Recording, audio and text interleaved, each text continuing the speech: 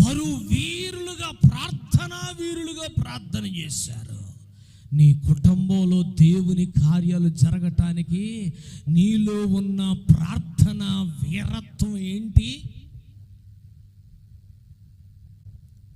కొద్దిసేపు మోకరించలేం, కొద్దిసేపు చేతులెత్తలేం, కొద్దిసేపు నిలవబడలేం. వారట ఒక జాము నిలబడి దేవుణ్ణి ఆరాధించారట, ఒక జాము దేవుని మాటలు విన్నారట, ఒక జాము దేవుని సన్నిధిలో ప్రార్థనలు చేశారట. ఎంత గొప్ప ప్రార్థనలో తెలుసా అండి? దరిదాపు జాము అంటే కనీసం ఎంత లేదన్న 2 గంటలు వేసుకోవాలి. 2 గంటలు, 3 రోజులు ఎంత? 6 గంటలు ఏకదాటిగా దేవుని సన్నిధిలో వారు నిలవబడ్డారట ఇశ్రాయేలీలో. మనం ఎన్ని గంటలు?